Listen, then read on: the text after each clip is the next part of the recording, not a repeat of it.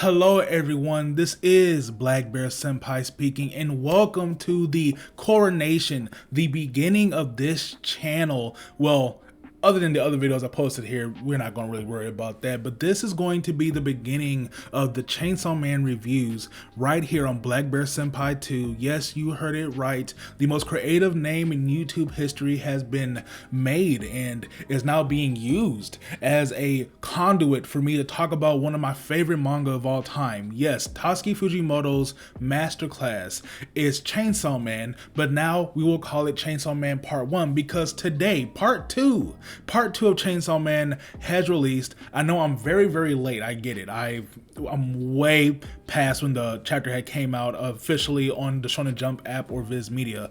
I'm pretty much just I'm going through a lot professionally, if that makes sense. I don't want to give too much of what's going on. Just they're working your boy to the bone, but it's cool because we get to read Chainsaw Man Part 2, chapter 98 officially, and we get some new characters.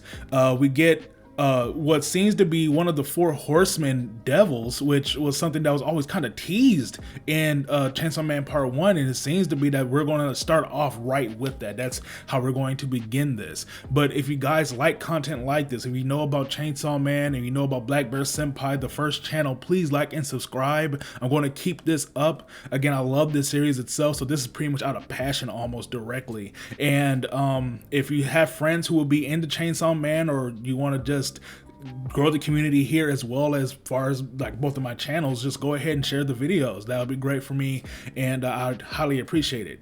But without further ado, let's get into the Chainsaw Man Part 2 review. So this chapter starts off as wacky and weird as you can be, and essentially we meet the chicken devil, which they named Bucky. It's a classroom full of kids, and there's the teacher. I want to say his name is Mr. Tanaka, and essentially, with everything that's been said right now, they are using Bucky as a way to explain life to the class. You know, it's like, we don't like devils traditionally, so I want to use Bucky as a way to teach you guys what life is. In 3 months, we're going to kill Bucky, and I'm gonna let you guys make that decision when it comes to that day. So essentially, Bucky's what he's meant there to do is to get the kids to rethink killing him at the end of the 3 months. So it's a bunch of different kids. He's like doing like a bunch of little egg jokes and chicken jokes, like etc. So like just being all around funny, you know, Fujimoto's classic humor that he sprinkles all throughout Chainsaw Man and the other stuff he's done for the most part. But there's one student who just isn't into it. That student is Mitaka, and Mitaka essentially hates devils. She's annoyed with the students. She doesn't get why everything is the way it is. Just a lot of stuff just isn't the way that she'd prefer it, and this is something that she seems to be trying to work through, but is not going the way she wants it. It's almost like a bout of depression, but it's coming out in anger and disgust. So the president of the class kind of tries to talk to her here and there, you know, like, hey, don't be so sour, you know, try to make friends, yada yada, you know, the whole thing where the president tries to be the cheery one and tries to get her to open up. So aside from all of that, the 3 months go by, and they, as a class, except for Mitaka, were like, we don't want to kill Bucky, which makes sense. I mean, like, he's been a treat this entire time. So everything's cool and all of that, and Mitaka's kind of like put off by this, you know, because again, she hates devils. And then Bucky comes and hugs her, and he was like, you know, he says her name, and for her, the only people that knew her name that she knew of was the teacher, Miss Tanaka, and the president. So for it to remember her name was kind of dumbfounding for her. She didn't really understand it. And in that moment, her heart kind of opened up. It was kind of an awakening for her in that way. But unfortunately, that was kind of where the good things end, because she passes out. What seems to be that she passes out almost from like the moment, and she lands on Bucky killing him. And of course, she's already an outsider in the classroom, etc. and so forth. That you know, I'm sure you guys get my drift on where this is going. She is kind of ousted, you know, like they treat her like another.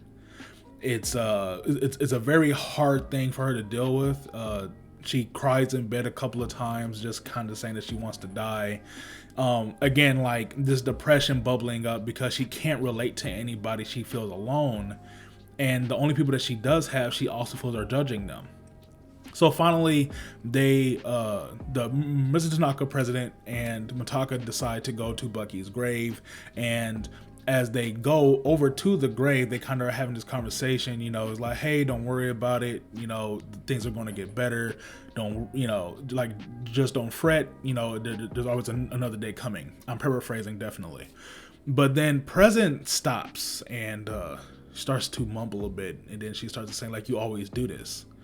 And Mr. Tanaka and Mikata are kind of like, what's going on?